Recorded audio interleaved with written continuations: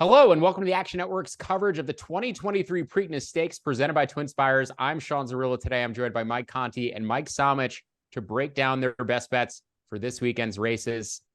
Ready to get in on the action for Preakness Stakes weekend and the Triple Crown? Make sure you do it at the premier horse racing book, TwinSpires, where action users can use code Action Racing, that's Action Racing, and get up to a $400 sign-in bonus. It's easy. Head over to TwinSpires, enter that code Action Racing, and you'll get granted up to $400 in bonus bets.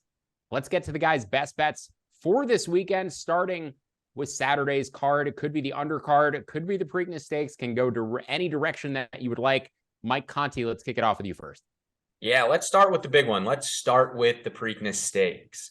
I am going to end up best bet in that race, #1, National Treasure.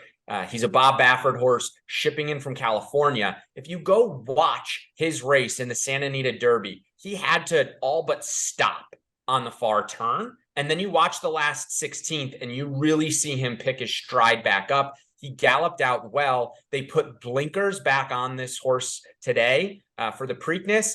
He's going to be forwardly placed, if not on the lead. From the one hole with the blinkers, Johnny V. Baffert has the speed. Look for this horse to either go gate to wire or sit just off of #4, Coffee with Chris. And I think this is a great value bet at 4-1.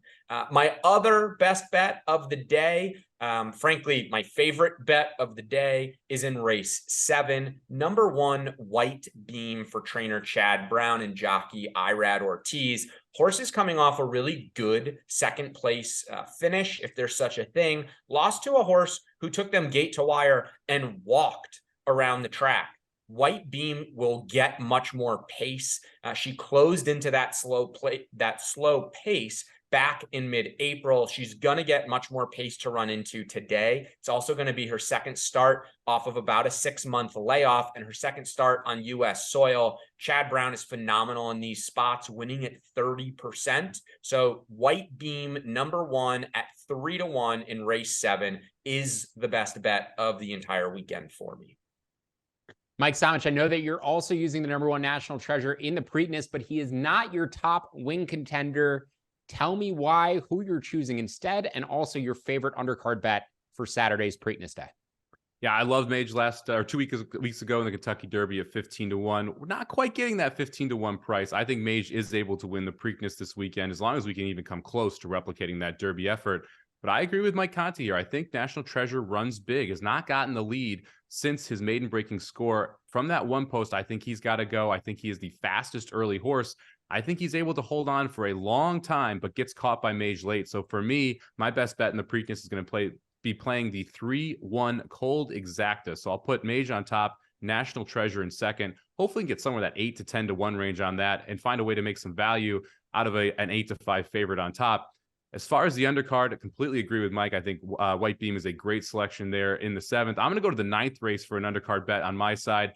We've got a plethora of speed here in a 10-horse field. One of the horses that wants to come from off of the pace is the #6 Gunning. Has caught a wet track the last 3 races. Should catch a fast track this time out. Has run well on the wet track, but I think he's a better fast track horse. Should get the perfect pace set up here, and you're getting a nice price at 6-1 on the 6-horse Gunning in the 9th race. So best bet on the undercard for me is going to be the 6-horse Gunning in the 9th.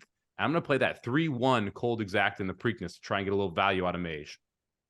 Just want to discuss your favorite long shots for Saturday's card, whether it is a horse that you think can run up in the money at a price in the Preakness, or a horse you're considering betting across the board or as a win bet on the undercard at a price. Mike Conti, going to toss it to you first.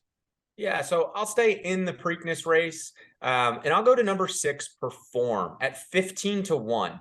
Yes, you look at the PPs and you say it took this horse 6 races to break his maiden.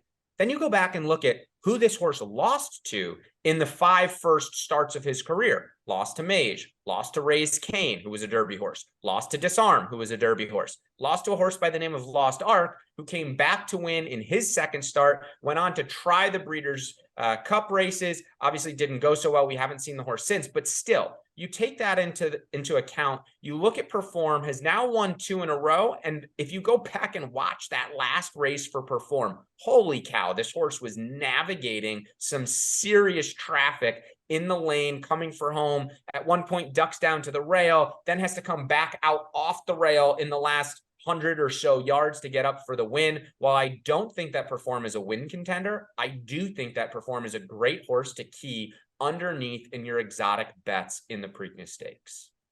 Mike Samich, favorite long shot bets for Saturday's card. I'm gonna go with the Preakness as well. I'm gonna go to a different horse though. Give me the 5-horse Red Route 1, 10-1 on the morning line. The pace is probably against this horse. It's going to be coming from the absolute clouds, but like Mike Conti said, I think this is a great horse to be using underneath in your trifecta and your superfectas. Horse has a huge kick late and loves running second and third, which is exactly what you're looking for from a price here. So I think using Red Route 1 in that second and third spot is a great way. I mentioned I really like the 3-1 exacta. Kind of like the 3-1-5 cold try as well. If you want to do that in the Preakness, add some value, run out the third and fourth choices there. So I think there's a way to make some money here with some of these prices underneath. I think Perform makes a ton of sense as well, running into that third or fourth spot. So I think there's some value in the underneath spots in the Preakness. Well, those top spots I do think are going to be taken down by some of the shorter prices in the race. Thank you both for joining me to discuss your bets for the 148th running of the Preakness Stakes. Post time 6:54 p.m. on Saturday, the second jewel of the Triple Crown. For more horse racing betting content, make sure to check out Mike Conti's content on actionnetwork.com. You could find Mike Samich's work over at Racing Dudes. I'm Sean Zerillo. For Mike and Mike, best of luck this weekend.